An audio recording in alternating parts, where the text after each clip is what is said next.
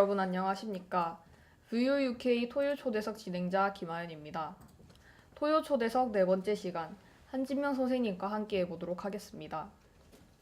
네, 탈북하면 북에 남아있는 가족들이 피해를 본다고 하는데 혹시 이건 사실인지 궁금합니다. 그리고 혹시 북에 남아있는 가족들이랑 연락을 계속 취하고 계신지도 한번 말씀해 주세요.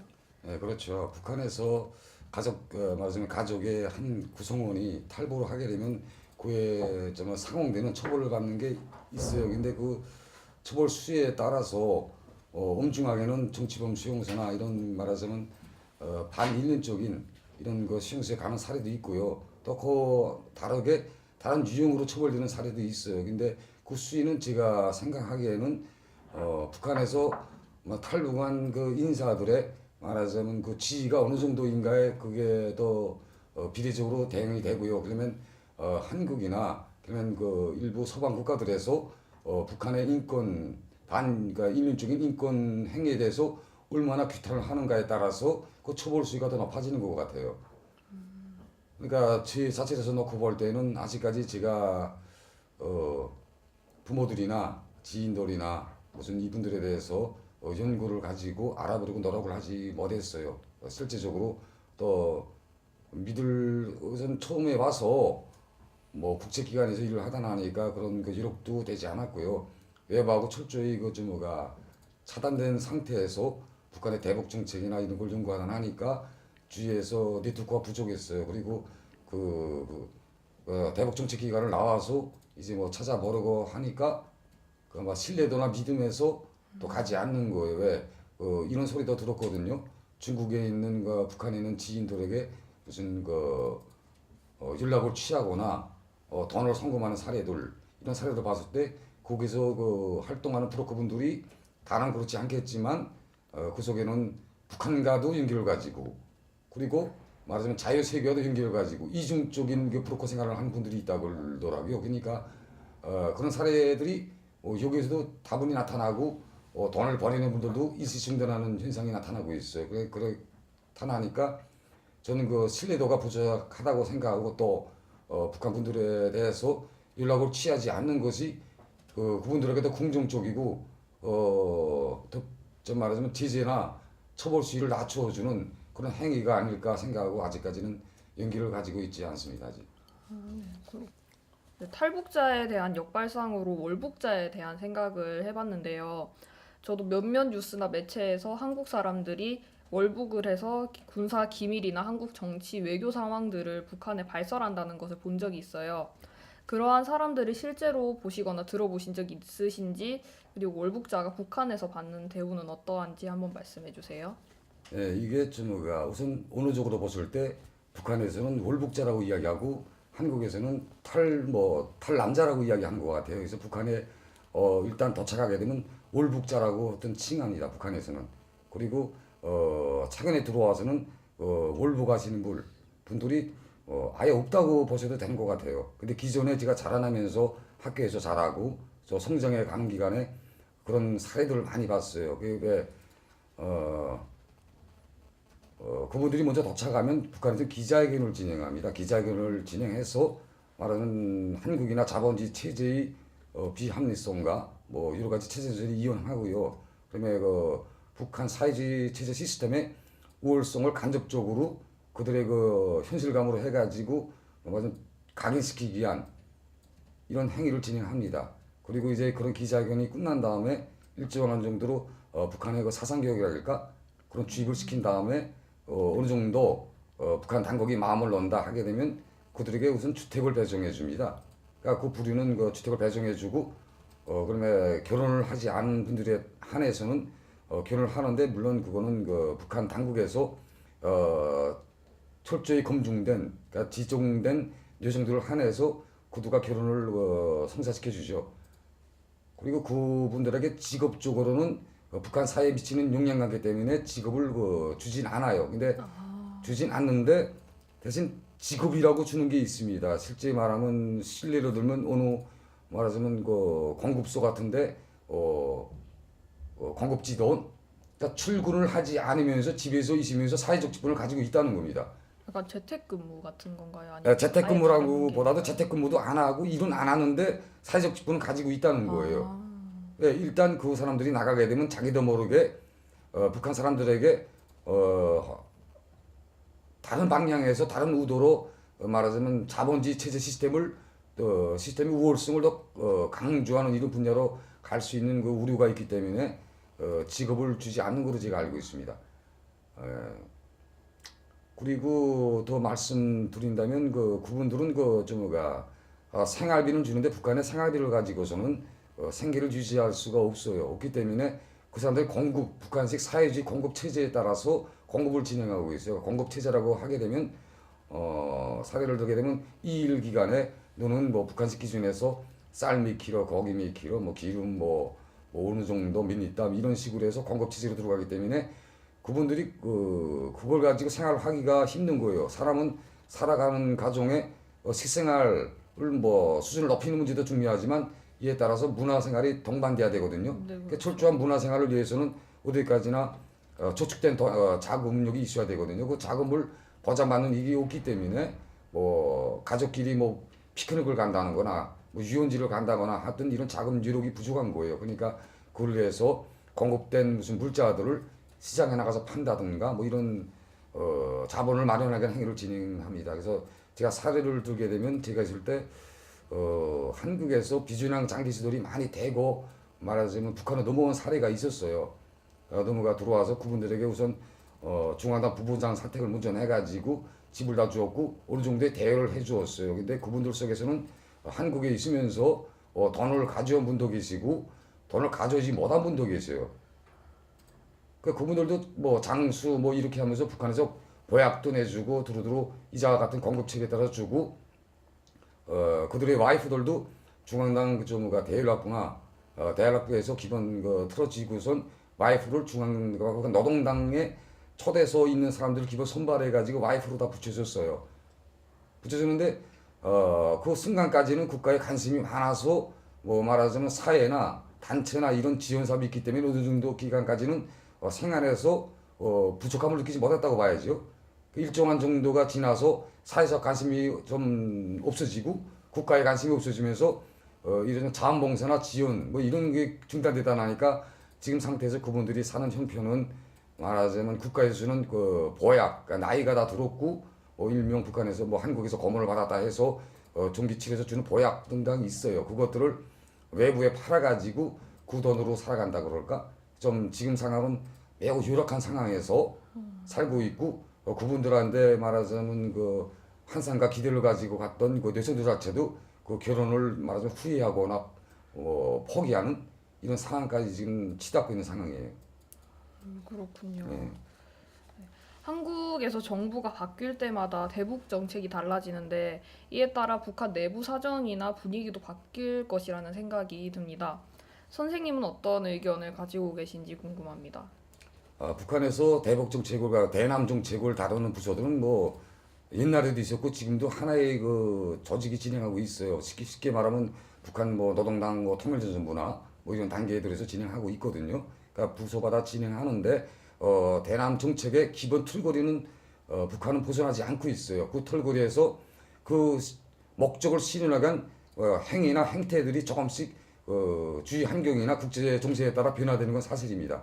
그렇지만 큰 방향에선 변화되지 않기 때문에 북한의 대남 전략은 변화되지 않는다고 보는 게 고정적인 관념이라고 보면 됩니다. 그렇지만 제가 안타깝게 생각하는 건 대한민국에서는 모든 국회나 모든 것에서 대북 정책에 있어서 모든 정책 시스템에서 일관성이 부족한 겁니다. 그러니까 보수냐 좌파냐 하기 전에 아주 국토 수호의 원칙이나 아니면 뭐 정책 관철의 입장에서 모든 문제점에서 보고 대북 정책의 일관성을 보장하기 위해서는 그건 국회나 이런 쪽에서 법을 채택하고 기본적인 틀거리 안에서 말하자면 실현시키는 방도들이 변화돼야 되겠는데 이건 기본 방도가 말하자면 기본 로선이 변화되기 때문에 대북 정책에서 많은 혼선을 가져오고 그로 인해서 적지 않은 피해자들이 나고 있다고 저는 생각하고 있습니다. 그래서 지금 사례를 놓고 봐도 지금 한국 사회에서 한국에 말하자면 북한 그러니까 대북 활동을 벌이고 있는 사회단체나 인권단체나 민주화 단체들에서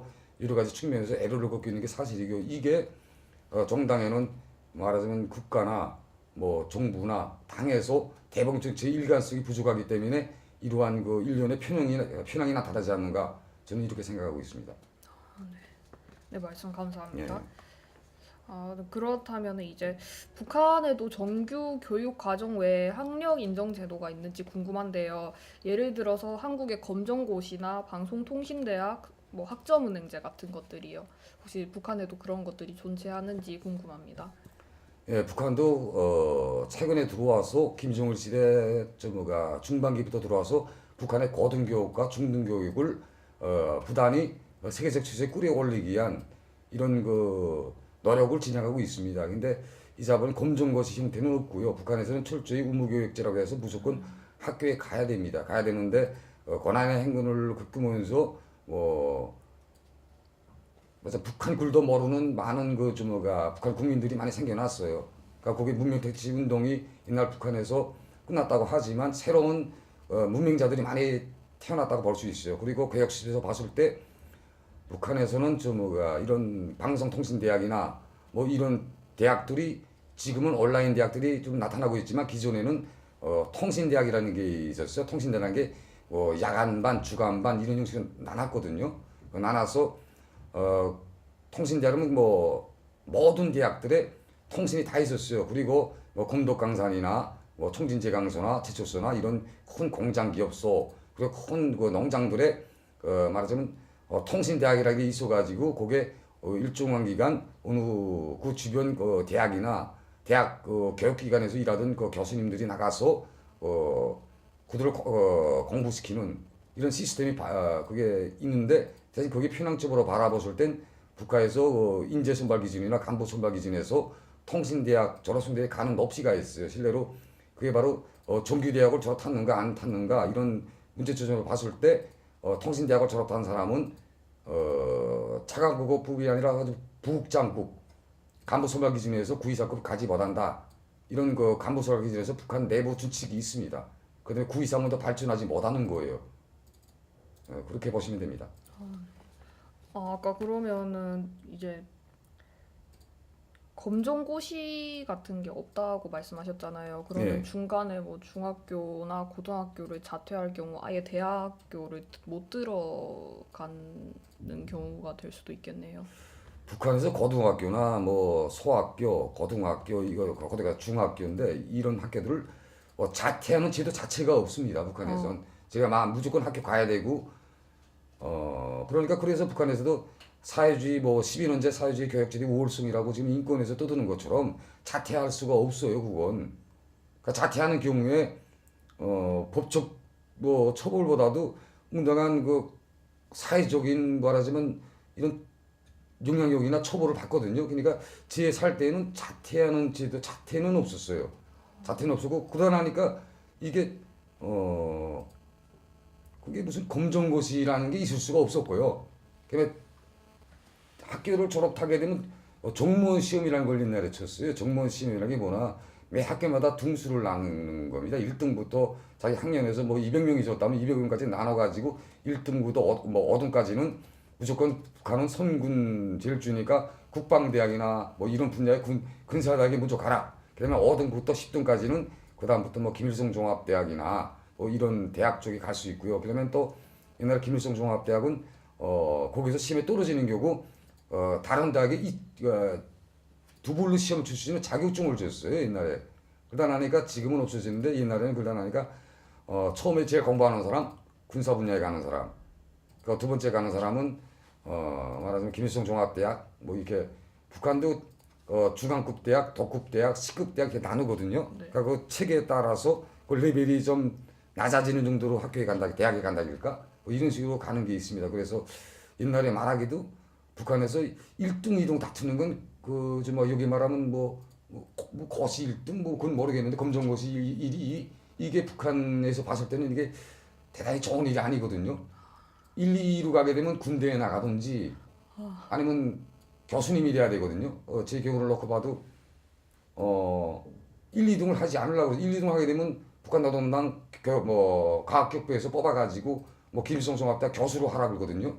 근데 교수를 하게 되면 뭐 저긴 진짜 부러웠어요. 영국이나 미국이나 대한민국이나 가게 되면 교수님들의 그 영향력이나 그 이미지나 이게 굉장히 높은데 네. 북한 사회에서는 교수님 하게 되면 대단히 그 불쌍한 사람, 가난한 사람 뭐 이런 이미지가 굉장히 크거든요. 완전히 정반. 그렇죠. 그러니까 그런 혼선도 있을 거예요. 자본주의 나라에서 북한에서 교수가 하다 왔다. 그래서 지식 정도나 이런 데서 높을지 모르겠지만 생활 수준이나 뭐 이런 데서는 완전히 그 다른 세계에서 사는 사람이거든요. 그래서 저도 뭐 종합대학 뭐 조교수라는 게 뭐나 대학을 졸업하자마자 그 자리에서 교수로 되는 겁니다. 그래서 그걸 떨어지라 그런 것도 그랬거든요. 전 나가고 싶다. 근데 선생님을 대놓고 선생님한테 선생님의 생활비를 가지고서는 도저히 담배값도 살 수 없지 않습니까? 이걸 말하기 힘드니까. 그러니까 그래서 교수를 제가 간두는 것도 힘들게 간뒀어요. 그것도 떨어지는 거 간두는 것도 하나의 북한에서는 하나의 그 하는 생애의 전투나 같은 거예요. 교수 딱 집어넣으면 빠지지 못하거든요. 그걸. 그래서 와서 쭉 생각해 보니까 지금 생각해 보니까 거기서 교수 직무를 가지고 탈북한 게 더 낫지 않았겠나 이게 생각이 됩니다. 외교관보다 교수 직무가 여기서는 또 데미지가 더 높은 것 같아요. 여기서는. 네, 말씀 감사합니다. 네. 네, 이제 학력 얘기가 나오다 보니 제가 아직 한국에서 네. 대학생이라서 자격증에 대한 생각도 같이 떠오르는데요. 혹시 북한에 또 뭐 토익이라든지 제2외국어 자격증 시험 뭐 또는 컴퓨터 관련된 자격증에 대한 시험이 존재하나요? 예, 북한에도 여러 가지 종류의 자격증이 있습니다. 그래서 처음에 김일성 종합대학을 졸업할 때 제 경우에는 프랑스어 문학사 자격증에다가 영어 전문가 자격증을 줍니다. 근데 이거는 문학사 말한 전문가 자격증이고 이것에 다르게 기능 시험이라고 할까요? 이런 체제가 있어요. 기능 시험이나 이거는 대학교와 교육 과정에서 너는 전문가로서 활동할 수 있는 이런 능력을 부여해 주는 게 그게 자격증이에요. 여기 나와서 현실과 부대낄 때 말하자면 그 자격 시험을 쳐요. 쳐서 프랑스어는 프랑스어 5학 자격증이 5급, 4급. 이 사례가 또 북한의 말하자면 엔지니어들, 기술자들에게도 이제 자격증이 있거든요. 방식기사 방직기사 자격증 1급, 2급. 분명 그 컴퓨터 쪽에는 있다는 소리를 못 얻었어요. 그러니까 북한에도 엄연히 말하자면 기술공학 부분이나 이런 분야에서 자격증을 가지고 있어요. 또한 제 자체도 북한 군부에 있을 때도 저도 자격증을 갖고 있었어요. 그러니까 군부도 전문 기술 병종에 근무하는 성원들 자격증이 있거든요. 그래서 제가 비행기 무인기 쪽에서 급수가 8급까지 있었어요. 1급부터 쭉 올라가서. 그러니까 북한은 밑에서부터 올라가는 체계입니다. 1급이 제일 낮아요. 1급부터 1, 2, 3, 4 이렇게 올라갔는데 군부에서 말입니다. 군부에서 제가 그때 7급까지 북한 그 무선통신에서 7급까지 내가 자격증을 땄댔습니다. 거기서.